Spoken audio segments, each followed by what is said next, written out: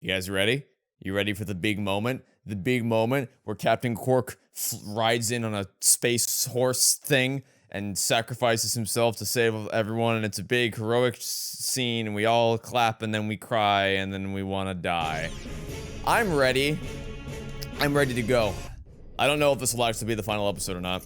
It feels like it should be the final episode. It feels like we're right at the end of the game, but I mean, it's the mission tagline for this is literally get inside command center, so I feel like that sounds like we're queuing up for a finale.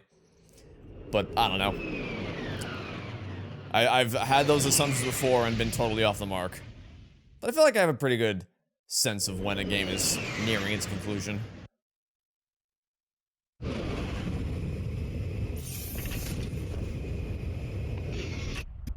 Look, there it is! But how are we supposed to take it out? My biggest gun wouldn't even put a dent in that thing. Then we will need a bigger gun. Yeah, right. Where are we gonna get that kind of firepower? Found it. Huh? Whoa. Yeah, that ought to do it. If you can get me inside the command center, I can override the targeting system and take control of that ion cannon. Let's go. Hey pal, today's special offer is a plasma coil. Mint condition, still in the box. See you soon. Whoa, hey. You know what? Just for fun, maybe we actually should go back to Slim Cognito and see if there's anything, since we're gearing up for the finale. I think we're gearing up for the finale. Where was he? He was on Aquatos, right? I think he was on... Yeah, here. It was right before, because Skid and McMarks was with us when we met up with him for the first time. Hopefully there's a direct route to go back to meet Slim Cognito and we don't need to go through the whole thing again. Because that'd be kind of lame. Ahaha, turns out this trip was pointless. We don't have enough funds to buy anything. Oh well. Alright, back on track. Let's get this out. Ready to roll. Mow down the first army. And then immediately restock ourselves with some health. Are they shooting each other? I think they shot each other there. I didn't shoot anyone there. I think they just committed friendly fire. Oh, that looks like a bad. That looks like a very bad. Fortunately, a very bad that's easily susceptible to few rounds from the Annihilator. No one's immune to the effects of the good old-fashioned Annihilator. Oh my goodness. Hey, pal. I guess I should just have the Agents of Dread with me at all times, right? There's no reason not to. We should have enough, as long as I just can't spam them. If I use one... The amount of times you've regurgitated that exact same piece of information.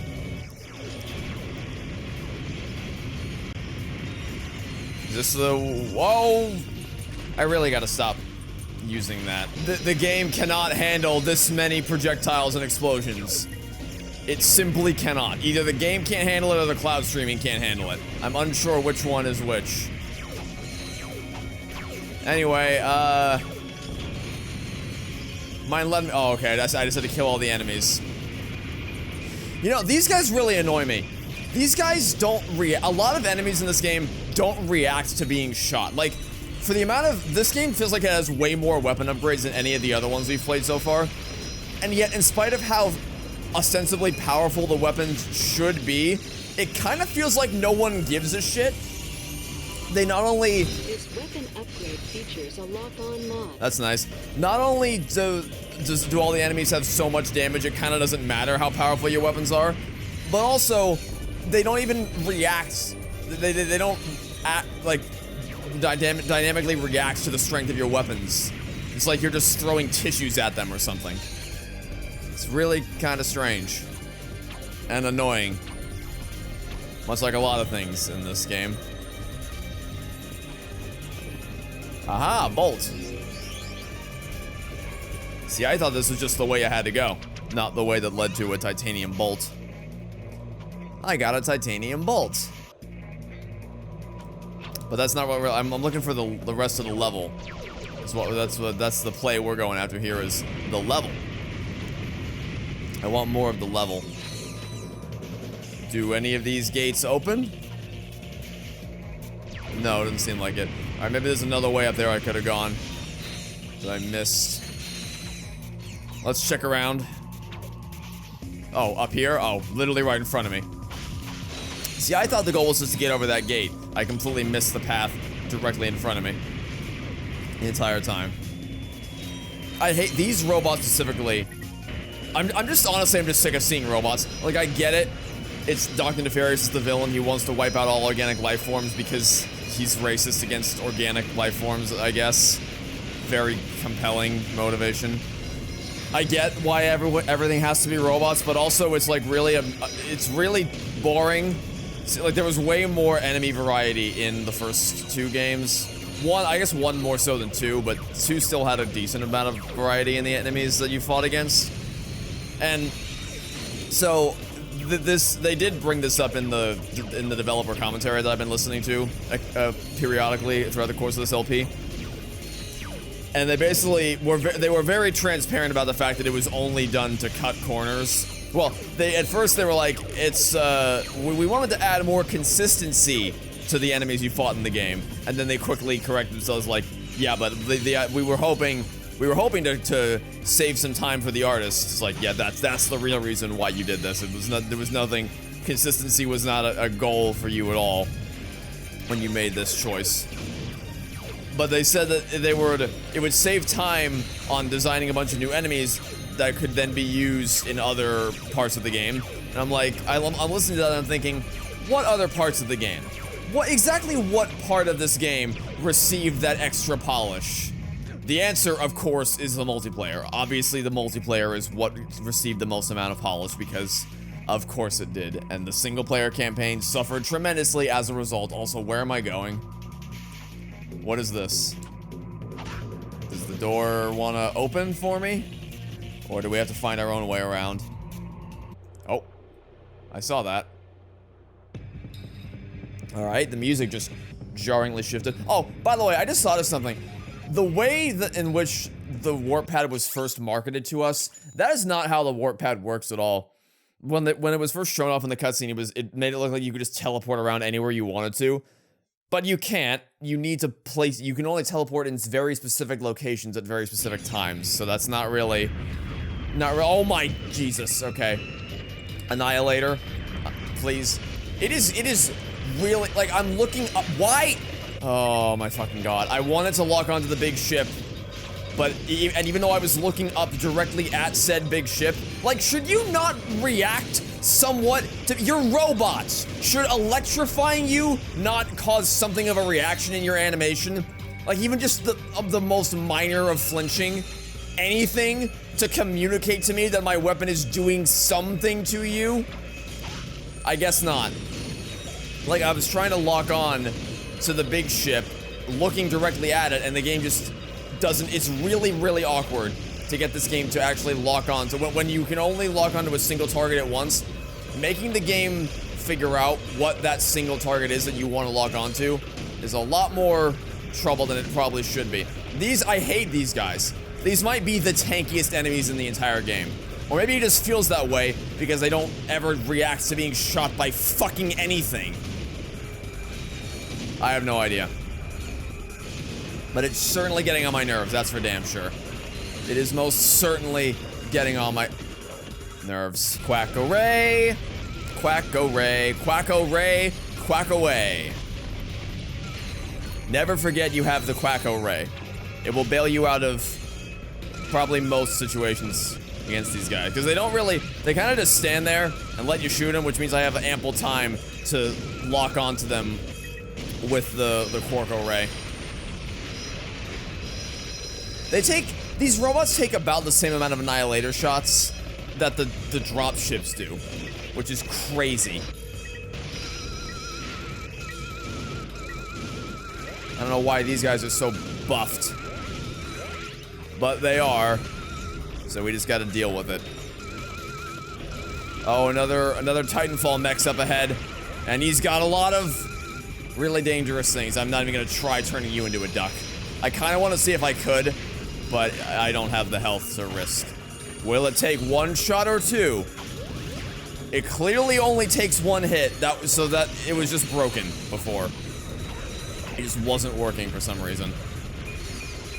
Okay, I want to focus on you. Because I'm pretty sure everything's a one-hit kill when you have the Inferno mode on. So I wanted to make sure I got to it before I ran out. And it looks like, oh my... Of fucking course. Well, credit where credit is due, at least it seems like this section isn't respawning enemies. So that's nice. I mean, it's never done that before, but... You know, gift horses. Oh, stop. Of course you choose this time. You choose the time when I can only melee you to fly into the sky. Agent Clank! What's going on here? What do you think you're doing? After all those hollow things, there is one thing you should know by now. Do not mess with Agent Clank.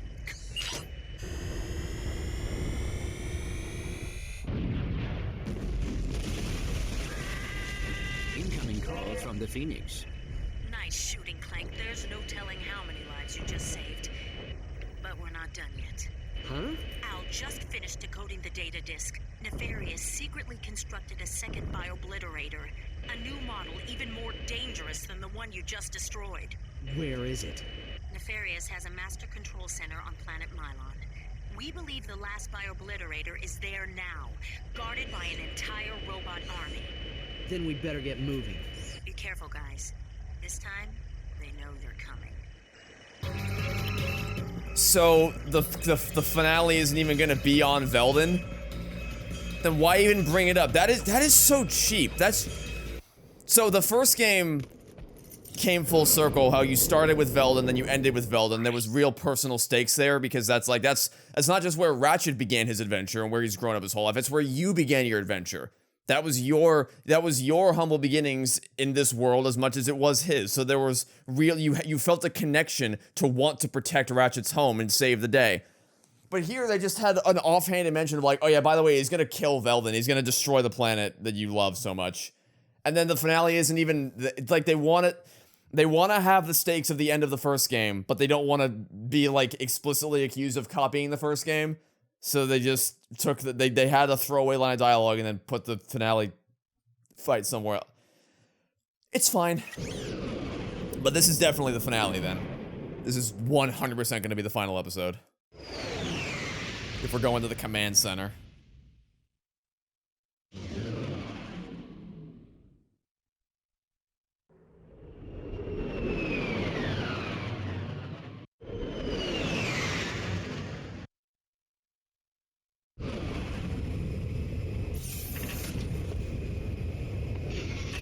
I'll bet you miss your old shield charger, huh? Lucky for you, I just picked one up.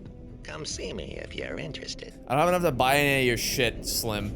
Very, very bad place to put this because the camera clipped through it while the ship was coming in for a landing. But it's alright. No, stop switching off the thing that I want to use. Hey friends, how many shot cannon shots will it take to kill you? Too many. How about annihilate? I'm already at 8. Are you fucking kidding me?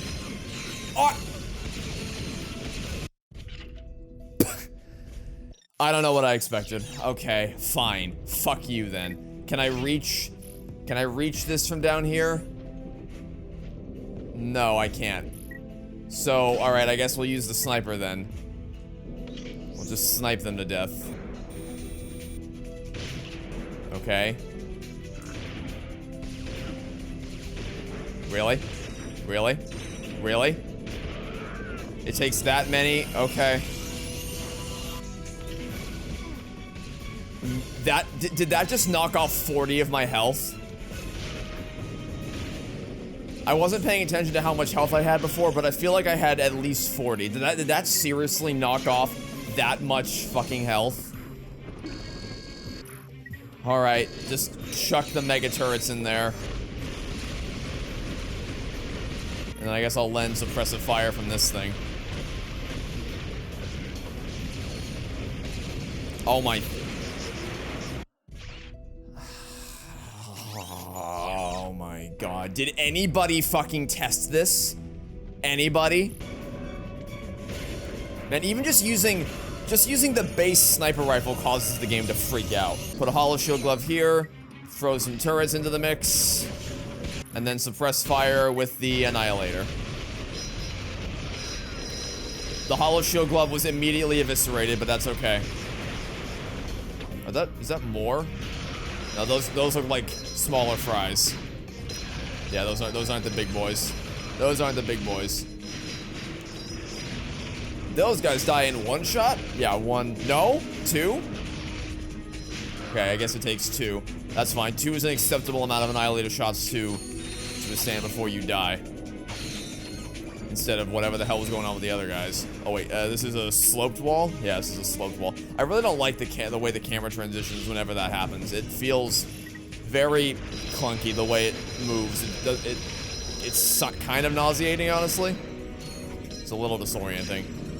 I don't know why. You're going to need the Tira guys up ahead. Oh. Security is airtight, so it won't be easy. Those robot Tyrannoids are smarter than they used to be. Man, it sure is a good thing we haven't had to use the Tira guys since the water level, he said. Why did I even bother saying that? Alright, let's play Guitar Hero. Hello! Talk. Ba, ba, ba, ba, ba, ba, ba. They're smarter than they used to be, she said. Literally requires the exact same type of inputs. Oh, unless she means, oh, what, I have to do more than one Guitar Hero sequence per section? Is that what she meant by they're smarter than they were last time? Wow. Really bumped up some IQ points. So look at this, I have to do 3. I gotta do 3! 3 whole Guitar Hero sections. Wow! Wowie! Woo! How cool! How exciting! Oh my god. Okay, now this is just getting stupid. Yeah, they got smarter, so we're gonna force you to do the exact same tedious thing, but 4 times instead of 1. Are there more of you? That better be the. I will only accept that if that is the only one of you in this level. If there's any more than that, I'm going to scream. If there's any more than that, that's not okay. Are they all going to require me to do 5 of them? Did I not equip the fucking thing? That was 1. That was 2. That was 3. That was 4. It only took 4. Wow, how generous of you. It only required 4 Guitar Hero levels. That's just such a stupid. Who thought that would be fun? Yeah, let's have Guitar Hero without the pace and the speed and the excitement that Guitar Hero is known for. Wow. What a revolutionary concept. They not only thought that was fun, but they thought it was so fun that players were gonna want to do it 5 times in a row. Without moving a single inch. Thrilling. Truly the best gameplay that Ratchet Clank has ever seen. The peak of the series. No game has matched it since. This is the best game, and not just the trilogy, but the series. I love Up Your Arsenal. It's fantastic. 10 out of 10. Easy game of the year. Best shooter that came out in 2004. I can think of no other games that top it, honestly. Can you? I can't. I got nothing. I'm drawing a blank. I forgot I'm dealing with these assholes. The Shrek assholes that absorb 50 million shots. And I see the pathfinding is broken once again. Well, it makes my life easy. Just throw a bunch of turrets over here. What are they gonna do? Nothing.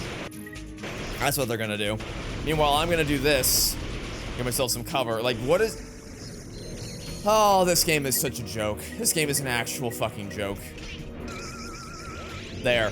Enjoy being a duck. You can also enjoy being a duck. The Hollow Shield Glove makes duckifying people incredibly easy. Because it gives me enough cover to be able to turn them into ducks without being interrupted by anything. First step, Agents of Dread. I said Agents of Dread. Second step, Mega Turrets. A few over there, a few over there. Oh. Easy win. Out of Annihilator shots. I don't like being out of Annihilator shots. I guess we'll just use the Hurricane. If it can aim up that high.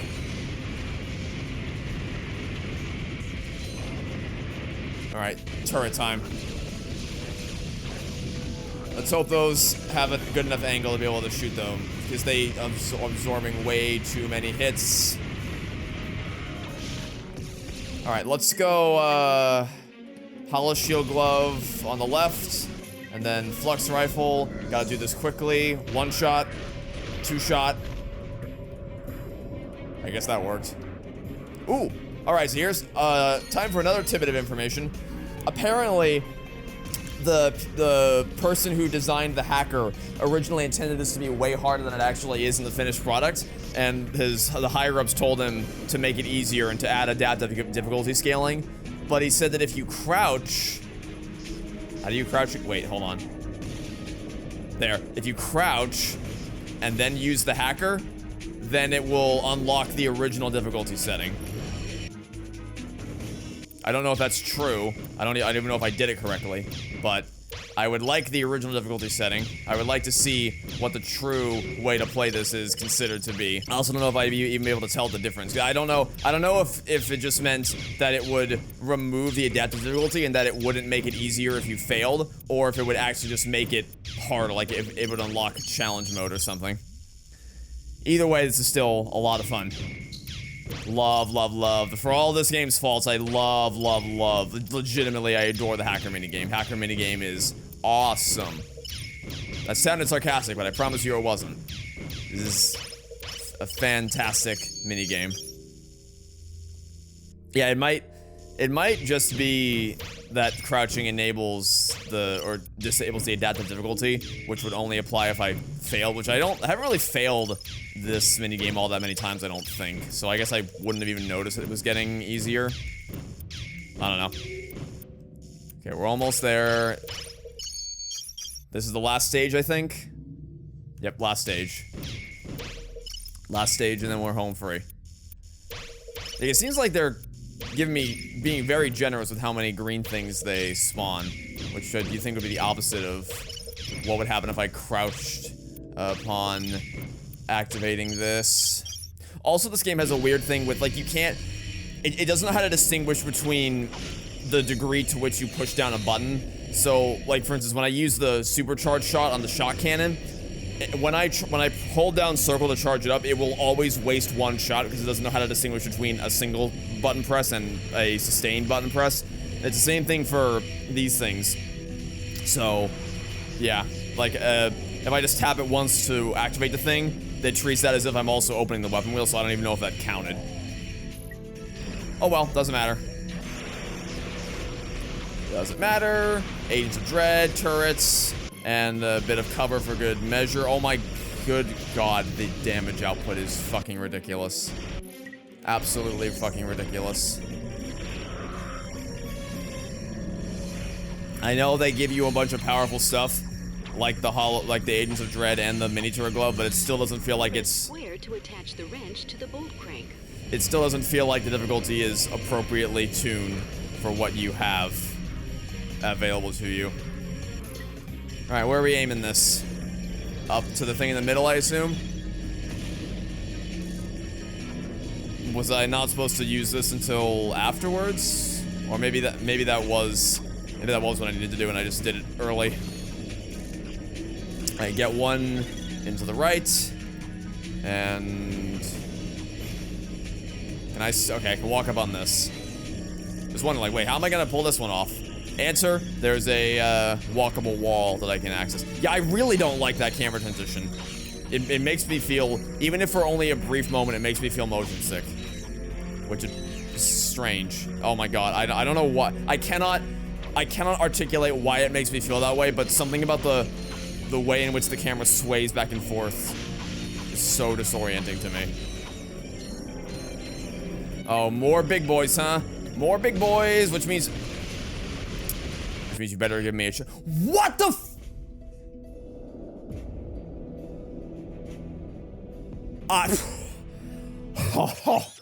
okay, alright, fine. Guess what? We do a little bit of speed running now. We do a little bit of fucking speed running if you're not gonna give me even a single checkpoint after all of that. At least they kept the barriers down for the stupid Guitar Hero sections. I will at least give them that much. It's broken again. His AI is broken again. Ducks for everyone, because I'm sick of all of you. Every single one of you gives me several different forms of malignant herpes. So it saves the hacker puzzles and it saves the Tira guy shit, but it doesn't save this one for some reason. Why? It's equally pointless to make me redo it. Yeah, I'm at maximum health here, so hopefully this goes better than last time. One shot knocks out 37 of my... It's like giving me extra health doesn't matter because the amount of damage the enemies do scales appropriately. Like if let's say I only had 8 hit points, then one shot from the enemy would do 1 bit of damage. But now because I have 100 points, it scales up to doing like 30 damage or more. The other one before knocked out like 40. This is insane. This is actually fucking insane. There's one more to the left. I see you there. No? There. And more is coming in. Okay, just unload all the mega turrets. Unload all of them. I can't be bothered. I cannot be bothered to deal with this. There better be a checkpoint soon. Like the next room, there better be a fucking checkpoint. Wait, are those the same robots from before? Does every single robot in this game just not react to getting shot? They just don't, they don't care. They do not care. They simply, they're just running as if I'm not even firing at them. I don't get this. Checkpoint in this room or we riot. Oh, thank Christ. In fact, you know what? I'm gonna throw myself off the cliff so I can get my health back up to full. Save myself some frustration. Because the checkpoint's right there. Now where? We're too late.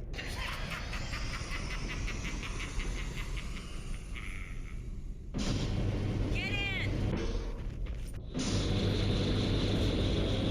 Why did you give me a checkpoint? Fucking big brain insomniac. Yeah, let's put one checkpoint in one room, and then the very next room, let's give them another checkpoint instead of spacing them out a little more intelligently. There it is! Nefarious has already initiated the launch sequence.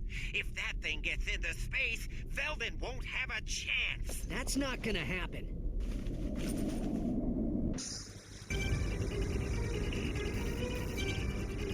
Boring. B-O-R-I-N-G. Boring.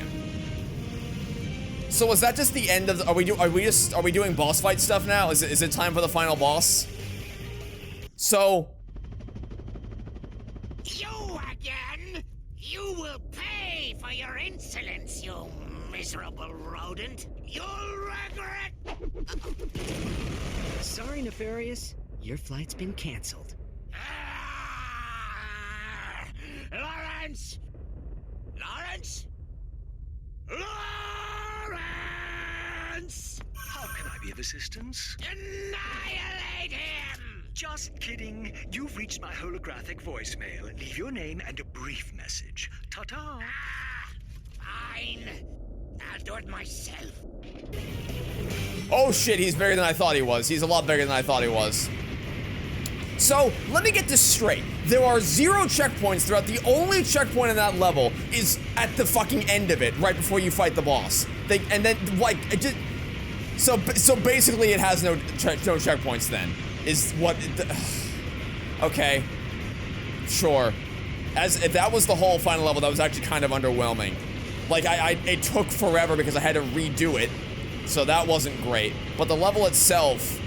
like, divorced from the fact that it has no checkpoints, really doesn't last all that long, so it kind of feels underwhelming for, what's supposed to be the final level of the game. So that's a bit unfortunate. But at least we're in final boss territory now. It came out quicker than I was expecting, but... alright. Spam turrets. Always spam the turrets. Spam every turret we have. I can see all of those. They have very clear arcs, so they're very... well, unless that happens. I guess maybe the play is to sit, like, right near him, because when I'm near him, he throws them close, which means I can actually see him throw them, but when I'm far away from him, I can't see them. Maybe that's the way to outwit this ridiculous system, is to just always be right on his ass the entire time, so he can't get away with throwing cheap shots like that. Of course, being close to him runs the risk of getting caught off guard by those red laser beam things. Okay, throw more turrets down. Yeah, I think the strat is to always be right near him. That's the play. The strat is to always be right next to him because I can clearly see them when they're right there. It's as soon as I step away from him that it gets a little harder to track, and by a little harder I mean actually impossible. I should call out more Agents of Dread. I should throw down more. I only have one more turret. That's unfortunate.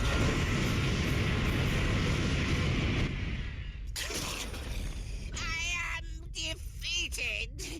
I have no choice but to throw myself on your mercy. Really? I mean, that's right, Nefarious. Your reign of terror is finally... Sucker! Let me guess, no checkpoint? I guarantee you no checkpoint. I virtually guarantee you that there's no checkpoint. Oh my fucking god, fuck you. No. No. I can't. No, I don't have the ammo to deal with this. Holy shit, are you kidding me? Okay, Tempest. Tempest. No, don't. No. Do not stun lock me off the edge. Holy shit. I am pretty sure I'm not gonna have the ammo to deal with all this, but sure, I'll give it a try. Give it the old college try. Why not? Okay, let's throw me down some cover real quick, if I can. If it even matters. There, that's a little bit of cover. Decimator. We have the Decimator now. Oh, that's good. Finally, a weapon that does something against the big guys. Killed it in 2 shots pretty effortlessly. There's 1, there's 2. I wanted to save this for Nefarious, Nefarious. But desperate times, desperate measures, the whole thing. Really? What happened? Okay, I guess, never mind, I guess it doesn't kill him in 2. Never mind, I guess it doesn't kill him in 2 shots. I guess that was a fluke, because I hit him with other things before. I hit him with a couple Tempest shots before that point, so it took him down in less shots than it ordinarily would have. Oh my god. Really? Are you kidding me? No, fuck this. Fuck this. This is way too this is absurd. This is way too goddamn. Are you kidding me? Are you actually kidding? No. I refuse. I refuse. I absolutely refuse. Okay. Next time we don't fight next time we waste no ammo on those guys. We waste absolutely no ammo dealing with those stupid things. There's no point. We just run past all of them and we come straight to Nefarious to continue fighting the boss. This is a dead run. I've accepted that. And I guarantee you they will not give me a checkpoint between phases because of course they won't. But now we know for next time to not... Okay, what do we use now? I guess Decimator shots. Decimator's not that effective either, it seems. Surprisingly.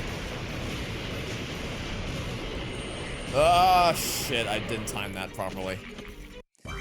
And, yep, no checkpoint, because of course. Because of course.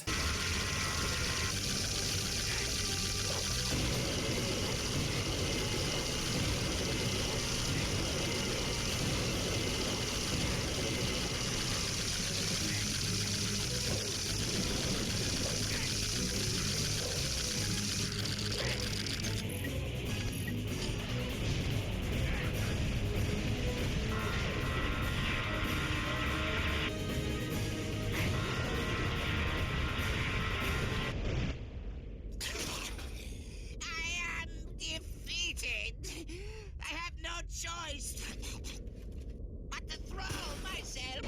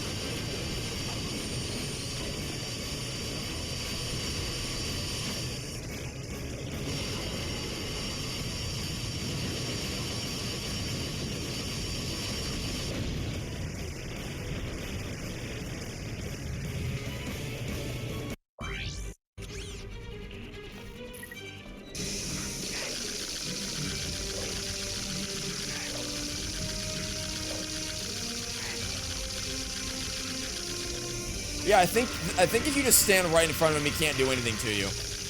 All of his attacks are very easily dodged if you just stand right here. If you just stand in the center and jump when they crisscross, then that's easy to dodge. All right, first phase I have down. First phase I have down, because I know the strat now. I know is his blind spot. His very, very easily exploitable blind spot. Now when we do this, we just run. We simply run. So you can clear phase 1 with nothing but the liquid nitrogen gun. And before we leave, I'm gonna stock him on ammo. So that's good to know. Phase 1 is very easy. Phase 1, I guarantee you this is gonna be a thing where the boss itself is a cakewalk. It's the period between the boss. Kinda like the first game, actually, where fighting the boss itself was very easy. Then you had to use the stupid swing shot, and immediately everything fell apart. Okay, just scoot past everything as best we can. Don't try to use the drone thing while he's using his laser attack, because that's very hard to dodge. Okay, let's loop back. I think eventually he ran off to the second phase by himself without me needing to do anything. So I think if I just swing around for a bit, then eventually he'll give up, maybe? Oh my lord. Oh, okay, fine. It's only 3 hits. It's only 3 hits. Yeah, he's leaving. Okay. Yeah, so now we know for next time, when he does that, don't engage with anything. Don't engage with the minions. Don't engage with him. He'll just fire a couple lasers, and then he will leave you alone, and then he will go fly off to the next part of the boss. That's the play. And if I get hit once, I can replenish my health right here. And just run right past these guys. You can't hit me because you're bad. And in here we go. Okay. I think I got it. I think I got that down now. See, this part is when it gets a little trickier, because I can't just stand still and dodge these things. I have to move, or else I'm gonna get dunked on by the things raining down from overhead. But it looks like, so long as you're, the key is just staying near him, not necessarily staying stationary. I can still pretty effortlessly dodge the purple thing, so long as I'm near him, but moving in a circle. So that's fine. What are we doing now? Oh, we're doing the launch attack from above. Yeah, this is the thing where he launches a million missiles at me. Just keep on the move. Keep on the move. He can't get me. Maybe I should stop using that weapon and use this instead, now that we're in phase 2 of what I assume will be 3. There's another bridge behind me. No, the laser.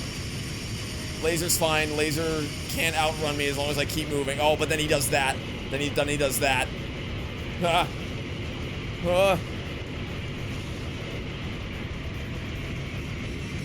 have the strat. We have the strat. We have the strat down pat. Oh, I need to be better at reading when he's gonna change moves. Yep, red again. Red, damn it. I need to stop moving when he does that. Can't outrun the laser. Can't outrun the laser. Or sorry, the laser can't outrun me, rather. I need to change my weapon. Oh my god, he's gonna keep going. This isn't what I wanted. This is not the gun that I wanted. This is really not the gun that I wanted, guys. This is not the gun. This is better. Oh, shit. It's a very narrow window. I think it's like a frame-perfect window that you have to change between dodging the laser and dodging the mortars. Okay, fuck it. Let's just do the decimator. Oh my god, what the hell? What the hell? What the shit? What the shit? What the shit? Guys, we need to calm down. Okay, just keep moving. He can't get me if I keep moving. He can't get me if I keep moving. Come on, a few more shots, few more shots, few more shots, and he's done!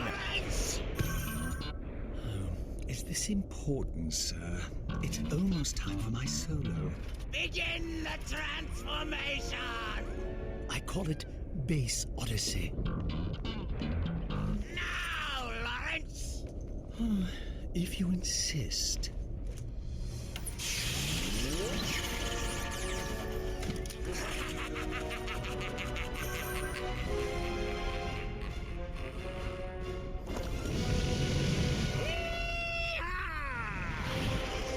Yeah.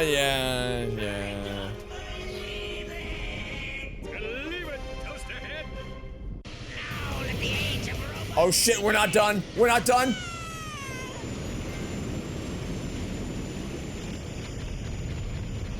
If there, as long as there's no more turrets. Holy crap. Bro thinks he's I don't want the fucking map. Bro thinks he's Han Solo. You're all clear, kid. Now let's blow this thing and go home. I really don't like the controls for this. Because I have to... how do I... Is it just... I'm pretty sure it's just X to go up. And left trigger... Or sorry, L2 to go down. But the problem with that is... That means I can't go up and shoot at the same time. Which means that dodging and firing at him is not that easy.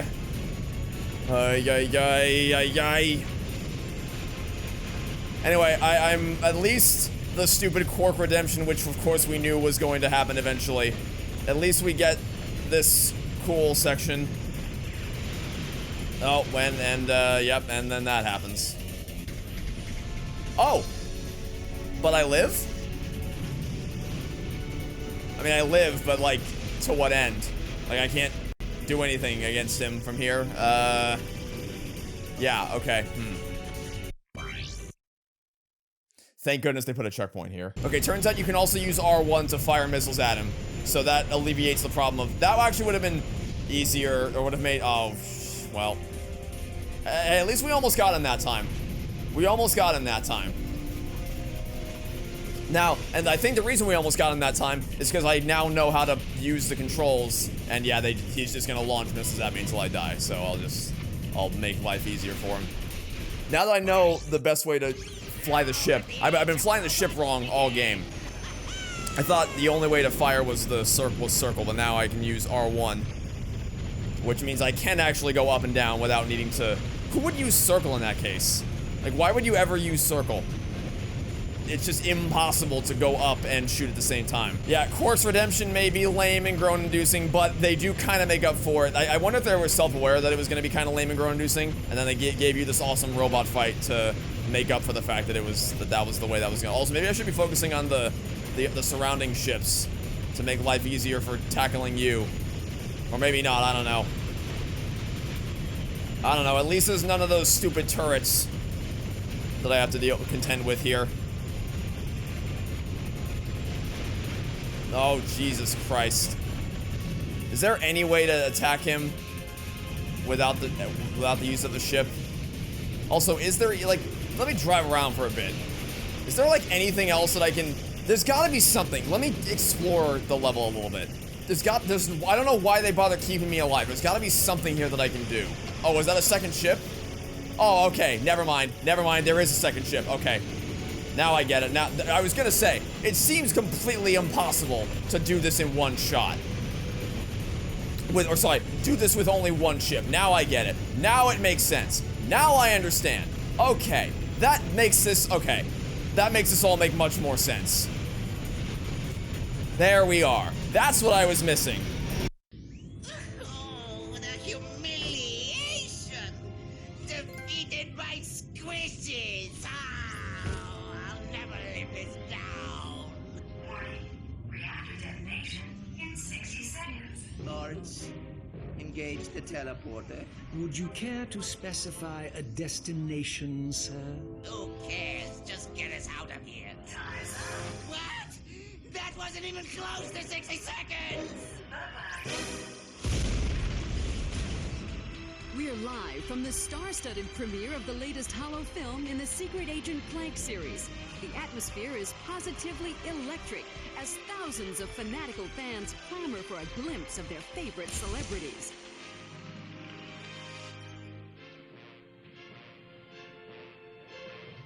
If they do a thing where Ratchet and the other girl, whose name I literally don't know, like bump each other's hands and go like, I might actually have to uninstall the game.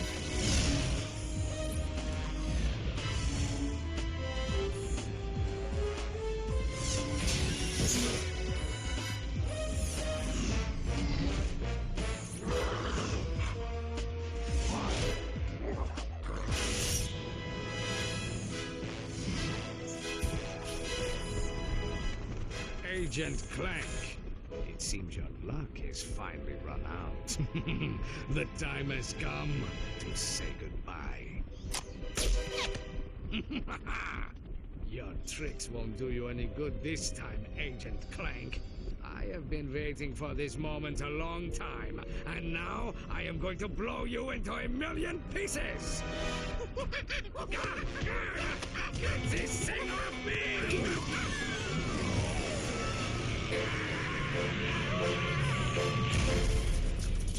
Well, he got that monkey off his back.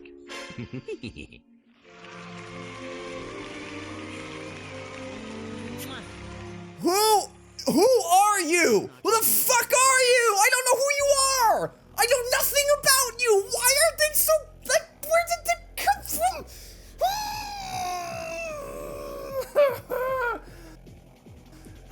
This game is so fucking, I don't understand this game. I don't get it. There was no chemistry. Where was the chemistry? Where was it? But where?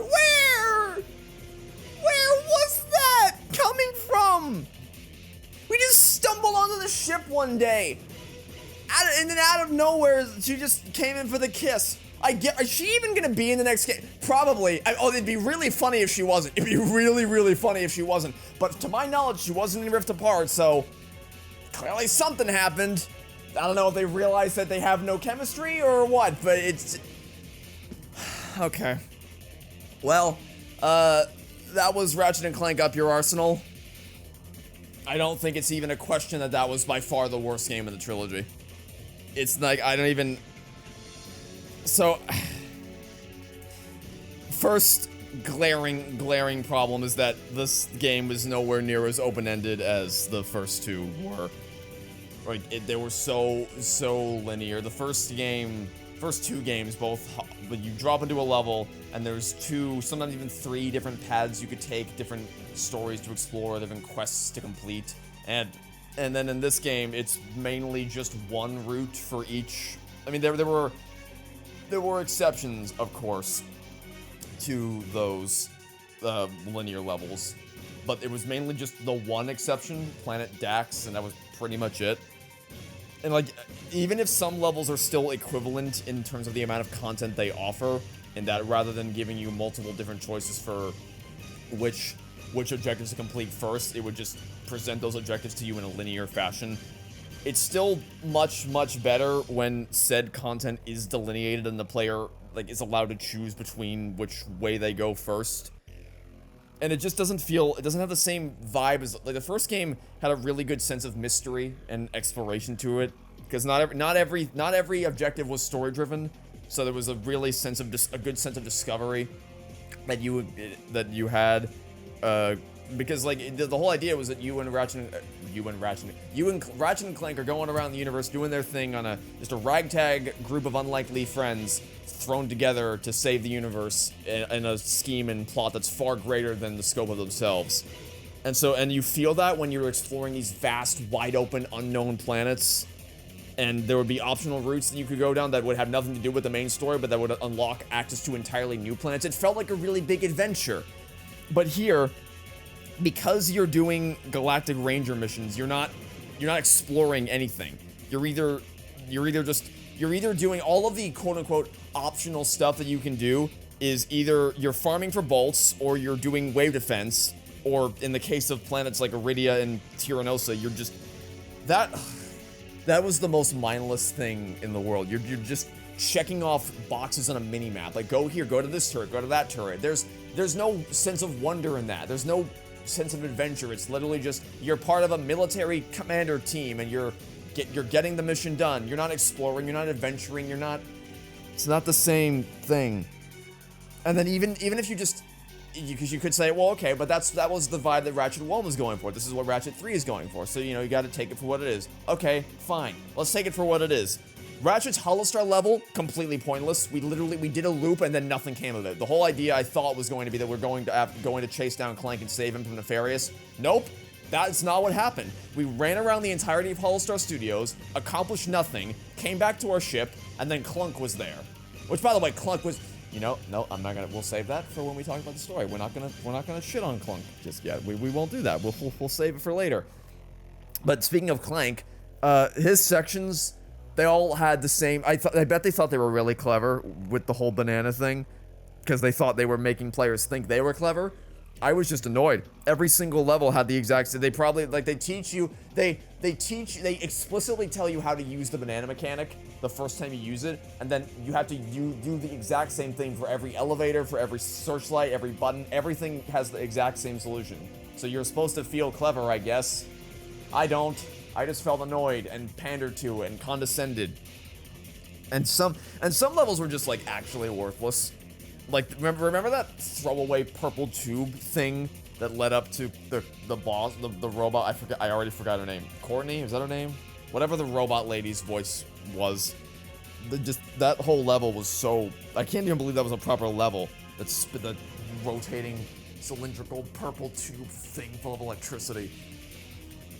Which is like, there are good levels. Like I said, I really loved Planet Dax. I really really loved the opening set of levels. Mainly the forest one. The Florana was one I liked more so than the original Velden treatment. But Florana was really good. The boss at the end of the Tyrannosus level, that was pretty cool. I liked that they had a bit of a cinematic flair to it with the intro cutscene and the chase sequence where the camera pulls back and you're looking through the perspective of the boss. That was pretty neat. But a lot of this game is just blatantly padded multiplayer levels. It would have been apparent to me even if I wasn't listening to the developer's commentary. But now that I am listening to it, it is so blatantly obvious that a lot of really good content in this game was sacrificed so the multiplayer mode could live. That's it, like they said explicitly that the Sony told them put in the multiplayer game or put in the multiplayer component into this game. Also, a pop-up just appeared on my computer again. Give me a second. Goodbye. They told them to put a multiplayer thing into the game, and so they did because, of course, they didn't really have much of a choice in the matter. Now, did they? But because they poured so much time into making the multiplayer, it really feels like the rest of the game suffered as a result, and they just had to. The single player feels stitched together. It feels duct taped together out of multiplayer levels that existed, and also out of planets that already existed from the first game. Like there was a decent amount of. So here's the problem with what really annoys me about the returning planets is that it's the worst of both worlds. The returning planets that like. What do you mean we can't teleport to a planet? I'm afraid we're well out of range, sir. Perhaps if you had bothered to specify a destination. When will we be in range? Oh, I'm sure something will come along in, say, 5 or 10,000 years. Ah! I don't believe this! Now what? I don't suppose you can play drums.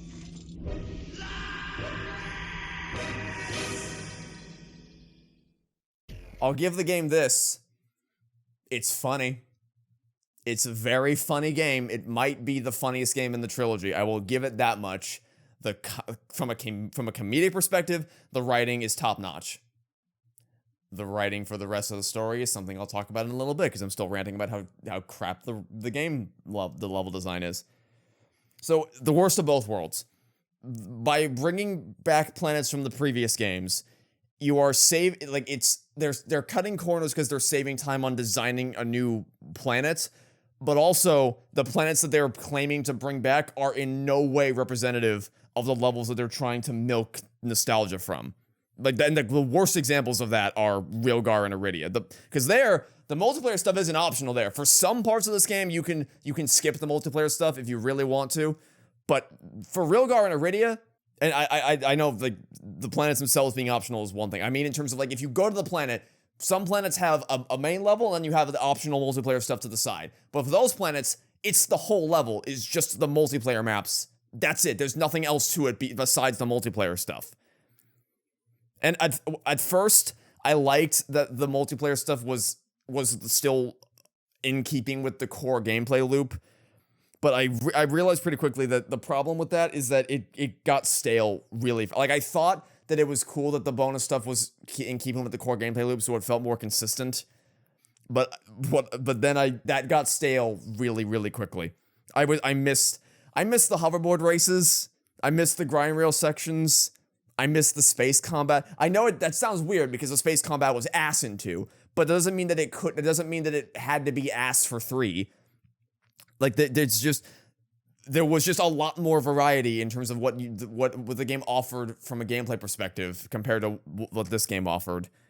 And the stupid Quark comic things are not a worthwhile substitute.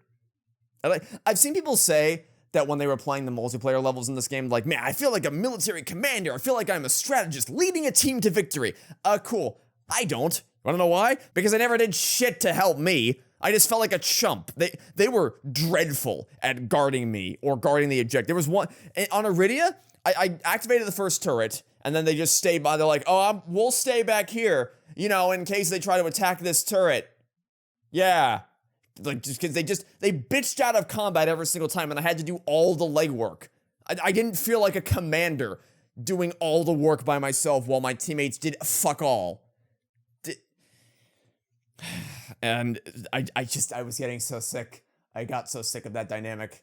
I got sick of dealing with the stupid fucking turrets that are so shittily designed. They arc 90% of their airtime. They arc one way, and then the last second they do it a 180 and turn the opposite direction. There's no sense of like the mortars in the Nefarious boss are predictable. You can see the arcs coming. You can learn. You can react to them. You can predict them. They're manageable. There's nothing manageable about a missile that fires one way and then immediately flips around and fires. That's so cheap. That is so bullshit. But speaking of things I got really sick of, I don't want to spend too much time on this because I already talked about it in this episode. The lack of enemy variety is really annoying. It's really, really dumb that they cut corners on the art side of things by just reusing the enemies again and again and again. Especially because the corners cut, like the extra time that they said we're going to spend elsewhere almost assuredly went to the multiplayer, which is so stupid. Maybe I wouldn't have gotten as annoyed by them if they just felt like they reacted to me shooting them, which they never did. Even though my weapons should be massively upgraded and massively powerful, it just felt like I was blowing air at them. And even that is too generous, because at least some of their sprockets would react to being blown at. Hopefully, you'd think. And then that's on top of the fact that they all have insane amount, because your weapons are because there's so many more upgrades available for your weapons in this game, and because you have theoretically you have a lot more powerful armor, and because you have a lot more overpowered weapons at your disposal, like the Agents of Dread or the turrets you can throw down. That makes it so that, like, in theory, the idea would be you have more powerful weapons, so they have more powerful weapons as well, so it balances out. But that's the problem, is that you don't feel, even though you are technically more powerful, you don't feel more powerful because they have to power scale in the opposite direction to counterbalance your new level of power. And that's just, it's not, I am not any more powerful. It's kind of like the problem with Resident Evil Village, where I am not any more powerful at the end of the game than I am at the beginning of the game. Even though I have more weapons and more health, I don't feel it because the enemies, I'm not getting ahead of the enemies. I'm racing to catch up with the enemies. And that's not how this should be balanced at all. But I guess I can talk about the story now because I teed that up. Professional writers, huh? I guess this part is just more of a personal preference thing, but I really hate the Galactic Rangers, just as a concept. One of the things that was most appealing about the first game is that, like I mentioned earlier, it's just Ratchet and Clank on their own, trying to solve the mystery, figure out what's going on in the galaxy, and they save it single-handedly by themselves. And there's a really great sense of escalation and satisfaction in just being two dudes against the universe. This game, and even in the second game, like, there were more characters, but it still mostly felt like it was you and Clank against the world, and then Angela was there for some stupid reason. Hey, remember Angela? What happened to her? Where'd she go? I don't know. I don't care. She sucked. Moving on. But then in this game, it's the Galactic Rangers are here, and that's mainly the focus of the game. There's less focus on the individual contributions because it is a big team effort, and you have all these other teammates that you're working together with, and it really overshadows that ragtag solo adventure thing that the first game had going for it. And also, because there's so many more characters on the Starship Phoenix to talk to, it kind of overshadowed one of the, like, in each planet in Ratchet and Clank 1, you had a new friend to meet. You had a new person on each planet that you would meet, and the worlds felt lived in because of that. They don't really feel lived in here. Because there's no need to waste time as far as the developer is concerned, I guess. There's no need to waste time making more characters for all the different worlds. Because you already have so many characters on the Starship Phoenix you can talk to, which I guess are supposed to fill in that role of characters you meet along the way that you can interact with. That may just be me, but I really don't like the turn that this game took from a narrative department, or from a narrative perspective. And yeah, Nefarious, obviously he's amazing. He's fantastic. He's so funny. He's so silly. He's so stupid, and I love him so much. He's like clearly obviously everyone else feels the same way because they kept bringing him back again and again and again and again and again and again and again, even in a remake of a game in which he wasn't in originally, which so that went over really well with fans. But the thing with Nefarious is that yeah, he's funny, and the game is very funny. The comedy is top, generally like 10 out of 10 comedy. But as a villain with a motive, his plan is that he wants to commit genocide. He wants to make everyone suffer because he was once an organic life form and now he's a robot. So now he wants to make everyone suffer as a robot just like he has. But like, I don't know, that's just boring to me. He just wants to commit mass genocide. Boo hoo woo, scary. Like, where's the satire in that? Where's the and I guess like honestly, that doesn't bother me that much because Rift Apart is right now at least my favorite game in the series, and that's not some like satirical masterpiece either. But I guess it's just maybe this annoys me because I saw how the first two games were written, and this is the point where like this is the beginning of that loss of stylistic intent where it starts to shift from a sort of capitalistic critique or a satirical commentary on consumerism and more into just goofy, funny, action, zany shit. That's kind of, I don't know. And like even the second game has a very messy story, but at least it felt like it had more meaning than this, because there was a lot to be said there about. There was a line, where they were talking about how the Protopet was being rushed to market, and it's in a way you can almost look at the Protopet as an analogy for a lot of games in the industry. Possibly even this one, because they had a year to make it. Oh, fuck off with this stupid streaming bullshit. So there's value to be drawn out of that, and how it's a commentary on how a lot of companies will just throw caution to the wind. They won't, in the case of video games, they won't bug test, they won't stress test, they'll just throw it out into the world, and that's how you get stuff like Master Chief Collection, or the Until Dawn remake, or Cyberpunk 2077, or things of that nature. There's more under the surface there. There's nothing really under the surface. I thought that there was going to be something under the surface. I thought they were going somewhere in the beginning where they showed off the Secret Agent Clank stuff and continuing that idea of consumerism and how that's overtaken the fact that like Ratchet and Clank are more so recognized for that than they are for anything they've done to save the galaxy or save the universe. But no, that doesn't really go anywhere. It doesn't tie into the Nefarious storyline at all. Occasionally, you get a one-liner, like you had the thing where the president, or whoever he was, like he had the thing where it's like, you don't be concerned because see, I am part robot myself, and it's a surprisingly topical comments about elections and all that stuff. But I don't know, it just doesn't feel like it naturally. It feels like the potential this game had in the beginning to continue that style of commentary doesn't tie into what the story itself is actually about. Also, why the fuck does that girl kiss? I'm still so... You may think it's really dumb that I'm as pissed as I am about that random girl who kissed Ratchet, and I guess they're a couple now, but you gotta understand, it's so... I can't tell you how frustrating it is to me when there's characters in a story that they want you to think are romantically involved and you just don't feel it. You don't feel the chemistry at all. And you may say, it's not a romance story. Why does it matter? Yeah, I get it. It's not a romance story, but it's still there. They want you to buy into it. Yes, otherwise they wouldn't have had it there. Well, I don't buy into it. Because I legit don't even know her name. I know nothing about her except that she's the voice that came onto the intercom every level to tell me what I had to do next. I can just feel the love emanating between these two.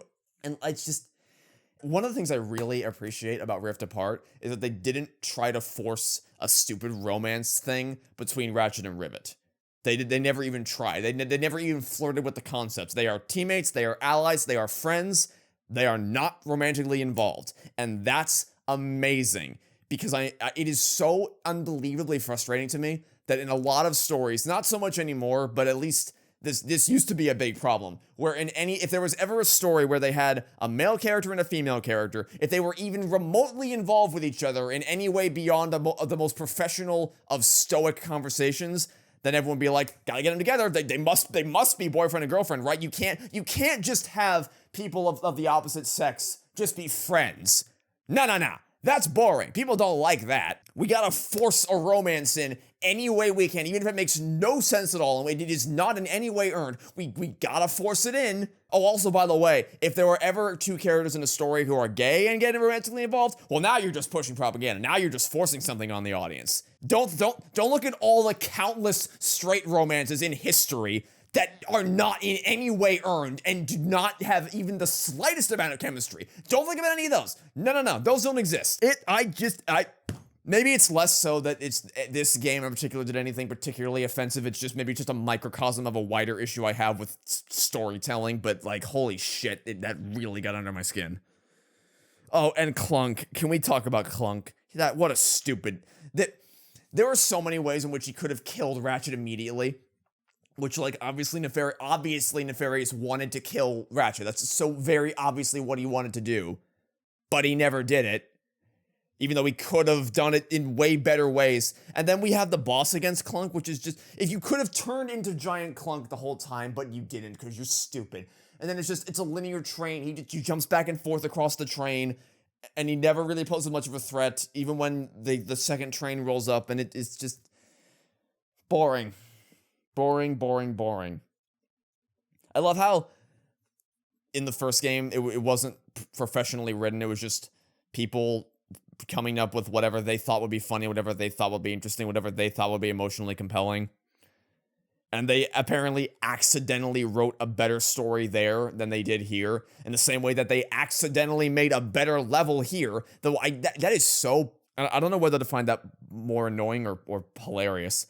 That the one level that I really, really loved, that felt more like a level from the original two games, was the only one that was made as a parody level and not like an actual triumph of design. Oh, and yeah, of course the checkpoints still suck. I mean, I will say the checkpoints in this game didn't feel as bad as they were previously until you get to the final level, in which case they fuck you right in the ass with only one checkpoint at the very end of the level, right before the final boss. Which, by the way, I will say the final boss was great. I love the final boss against Nefarious. The final boss against Nefarious was challenging, but fair and consistent and predictable. And I originally was going back and forth about the final robot fight because, on the one hand, it's awesome, really big. You have the personal fight against Nefarious, and you have the big, open, like, massive scale, balls to the walls, aerial dogfight thing. But then it seemed like kind of bullshit because of the amount of things that they threw at you at once. But then I realized that there was a second ship on the other, because it seems so weird to me that it wouldn't just kill you immediately like it would in the other ship levels, and it would drop you down to the planet again. But then I figured out, oh, it's because it's trying to get you to go to the other side of the planet to get the other ship. So that made more sense, and then it all fell into place. So the final boss is great, but also, like, they haven't topped the first game's ending. Even with Rift Apart, because Rift Apart just... Is this just going to be a consistent problem with Ratchet & Clank games, that the game just stops dead in its tracks? Like, the first game had a really, really, really tight ending. I love the first game's ending. Then the last two games we played, they just kind of awkwardly chop off at a weird time. There's no real proper resolution or denouement or anything. And Rift Apart wasn't as bad as this. Rift Apart had at least some kind of closure with Ratchet and Rivet and Kit and Clank. But it still doesn't deliver on the setup that they promised at the beginning of that game. So is this just how Ratchet games end? Like, they just stop, and the first game was an anomaly? I hope not. It's a shame, because, like, this is the game I was most excited to play, excluding the first game, because the first game I was excited to play the most because I wanted to see how it compared to the remake, which was the first Ratchet game I ever played. But then this is the one I was most excited for after that, because, like, I knew it had Nefarious, and would theoretically be the most polished of the PS2 trilogy. That is not the case. And that's really, really disappointing. I mean, it wasn't a bad game by any means. It was still, the core gameplay was still mostly solid. Arena challenges were fun. There were some good boss fights in there. There were some good levels in there. It was just like, like I said, I have very mixed feelings on it, and I hope I was able to articulate why I have those mixed feelings today, rather than just kind of saying I don't know how I feel about it throughout most of this LP. But still, it's just, I don't know. I'm very back and forth about this game. Oh well, congratulations Ratchet on defeating Dr. Nefarious. At this point, you can time warp back to just before you finish the game with Square, or you can enter challenge mode with Circle. In challenge mode, you start a new game against tougher enemies. What fun. But all of your experience, weapons, armor, and money from the current game carry over. There are other surprises as well. No thank you. I'll just time warp back to before I defeated Dr. Nefarious. Those are my thoughts on Ratchet & Clank Up Your Arsenal. I imagine I'm probably one of the only people who is as harshly opposed to this game. I'm pretty sure this game is one of I believe in the commentary they said that Ratchet and Clank Up Your Arsenal was Insomniac's greatest critical and commercial success up to that point. I'm pretty sure people regard this as being the best of the trilogy. And I can kind of see why someone would say that, because again, it is really funny. Nefarious is really great. But beyond that, I really don't know what. Also, this is another thing. I didn't find the game very visually enticing. Maybe it's because I haven't played the first one in a while, but I feel like the first one had a lot more polish on the visuals than this. Like, Metropolis didn't seem as fleshed out or visually enhanced as the original game. The color palette in general just felt kind of washed out. I got really sick of It was a lot of browns and oranges in all the levels. They didn't feel as vibrant as they used to. I don't know, that's a minor thing, and I could be talking out my ass. But it just seemed like it looked worse, and it seemed like a lot of the environments were more duller. But I acknowledge that a lot of people love this game, and I'm happy you do. I'm happy that this has brought you the same level of feelings that a game like Rift Apart has brought for me. And I'm still excited. I'm still excited to see what the rest of the series has to offer, because I have this game hasn't like made me an anti-Ratchet person or anything. I still love the series. But I'm trying to think of how I would rank. I think it's got to be 1, 2, 3. Because where I'm still so conflicted about this, because 2 is technically the better made game, but 1 I think is the better experience overall. I think it has better diversity of environments. Obviously, it has a better story, even if 2's gameplay is more polished and more refined. So I think overall, 1 is probably the best of the trilogy. 2 is the messy sequel, but still admirable sequel, and then 3 is very much at the bottom of the list. So yeah, I'm curious to see what the rest of the series has to offer. I'm curious to see how I want to know the rest of the story leading up to Rift Apart, because I'm pretty sure Rift Apart has a lot of callbacks and references to.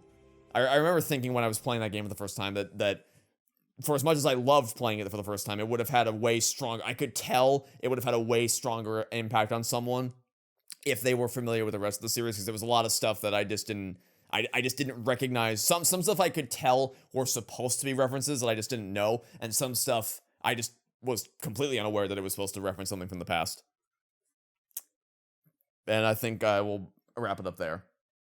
In conclusion, Up Your Arsenal was disappointing, underwhelming, undercooked, half-baked. But it has not made me any less excited to play the rest of the series, although it will probably be a little while before I come back to the sea. What's the next game? Tools of Destruction, I think. It's Tools for Destruction. What's after that? I know there's a Quest for Booty and Crack in Time. What are the other ones? I don't know. Oh, Into the Nexus, right. It's Tools of Destruction, Quest for Booty, Crack in Time, and Into the Nexus. And then Into the Nexus has the cliffhanger that leads into Rift Apart, which also didn't didn't pay off that cliffhanger, I think. Okay, I'll leave it there. Thank you for watching my playthrough of Ratchet & Clank Up Your Arsenal. Hope you enjoyed, although I imagine you maybe didn't if you love this game, which I imagine is most of you. Stay tuned for next time, and I hope to see you all soon for whatever it is you decide to watch next. Goodbye.